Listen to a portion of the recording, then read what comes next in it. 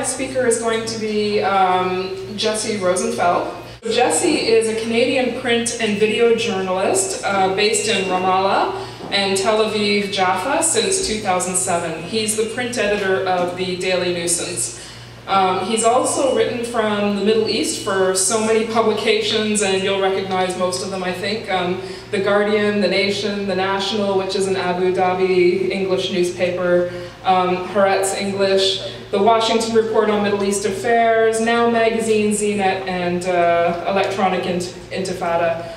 He's also been a blogger with allvoices.com and Mondovice. Did I say that right? And he's produced video content for The Daily Beast and The Real News. The theme of the evening is looking at siege and the effect of siege. And something to understand about sieges is that they only continue as long as they've got the consent of everyone to isolate that place. And the same is true with apartheid. And with that, I'm going to start by talking about the Flotilla massacre. The Israeli military, as we saw, massacred 9 people when they landed their troops in the most densely populated civilian ship earlier this month, that when they landed commandos on the deck, allegedly firing live ammunition from the helicopters, according to the ship's captain, when they locked those that they had shot in the basement, refusing medical attention, only negotiating for over an hour before, in exchange for soldiers that had been captured, and medical attention for everyone on the ship was agreed upon. The soldiers actually had been treated for their injuries by ship's medics, though. There were assassination lists that Al Jazeera had exposed, booklets of names of activists, some of which, and some of those killed had similar facial features and similar identities to those in the booklets. So what we saw was this massacre played out in front of Al Jazeera and the international media. And it's kind of baffling as to why, really. They had maintained a siege on Gaza for 3 years and successfully contained 1.5 million people while keeping the world at bay from breaking what is arguably one of the most severe manufactured humanitarian crises and war crimes that we see in the world today. And what we saw happen was the Israeli army somehow believed that they could treat the international activists the same way they treat Palestinians daily, and that the world would turn a blind eye to that as well. Now, the reality of that was miscalculated. What we saw was a spin out where they weren't able to control the media message. What we've seen is them diplomatically doing backwards cartwheels and now having to alleviate the siege and put a new spin on their flow of humanitarian aid as with the motto of the siege being over. Realistically, they're allowing a bit more aid in. So we saw them lose there drastically, but it's understandable when you look at what happened on the ship, why they thought they could get away with it. And it's because and you can see this in the rhetoric that the Israelis have put out since then.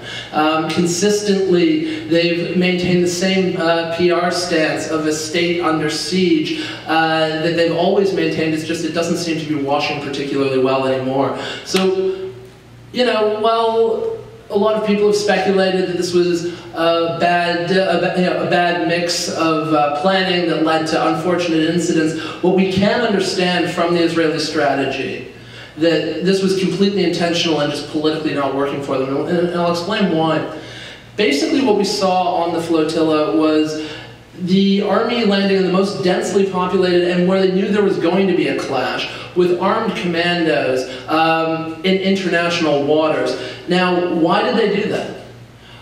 Well, what they had clearly intended to do there was send a message to the activists, a bloody message, that we understand you may not recognize the legitimacy of this 3-year siege that we've imposed, but you're going to understand our force, and you're going to understand directly what it is that we are willing to do to keep Gaza out of sight of the rest of the world. And the reason they made that decision was because basically this was becoming the major channel for recognition of Palestinians, an interaction that was not controlled by the Israelis. It was the one way you could go to Gaza and not have to be facilitated through Israeli government officials, through an Israeli PR apparatus, through an Israeli technocratic and bureaucratic controlled process where they get to understand and try and fully control the situation. And what they really didn't like about that was that you had former Congress people on the boats. You had European members of parliament. So it wasn't a message to the activists who actually fought and died, because they were willing to do that. It was a message to the liberal establishments in the West that have started to basically be unable to ignore the situation in Gaza any longer. It was to send a message to them. We know you don't really care about Arabs and don't think this is going to be worth it. So, you know this is you may hate us for it, but after this, you're not going to get on another boat. And they wanted to send that message to that community. And then at the same time, they wanted to try and be able to control the international reaction. And basically understand that they were going to take some criticism. And they were going to take some heat, but then they were going to return to normalcy. The normalized relations of US backing, the normalized relations of mild criticism with Europe while a 60% trade relation maintains itself. They were going to go back to, sure, things were tense with Turkey, but it actually kind of played up both parties' interests. The Turks had an interest in terms of hostility towards Israel as becoming a Western broker for the US in the Middle East. The Israelis had an interest in terms of national protectionism and the rallying of jingoism that's been going on in that society around any force that has become more critical as Israeli actions have become more obnoxious. And so they wanted to send a message to them that this was within the terms of self-defense, that this was in the terms of international legitimacy, and this was in the terms of protecting Israeli citizens. So what they immediately did was they put out a call, they went into immediate reaction over the killings and justifying them. And they tried to justify them within the international terms of engagement, within their own military codes of engagement. And so what they were immediately doing was putting out a defense for their actions. And what they said was, we were under attack. They were attacking us with stones and poles.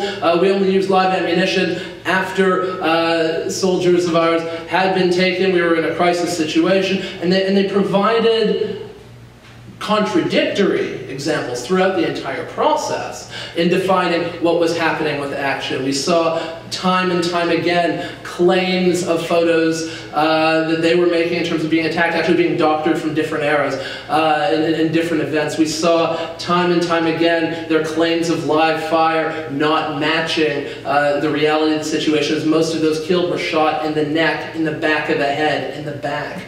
It just wasn't adding up, that they were still pushing that line, because what they were trying to send a message to the world was we know this is messy, we know this is complicated, you may disagree with it, we're within our terms of defense and we're going to try and ride it out. And the reason I thought they could get away with this, and it may seem completely absurd to everyone outside the country, and I'm just sitting in my apartment all the time thinking and saying regularly, first of all, how absurd it is that they're getting away with stuff like this, but how absurd it is that the way Israelis are conceiving it and hearing the news, and at the same time completely buying into a glossed over vision of events in the Middle East that effectively don't have Palestinians outside of a military capacity, and we're talking about the majority population where they live. And so that kind of sealed off bubble gives some insight into why they thought they could get away with this. It's because it's the way they treat Palestinians all the time.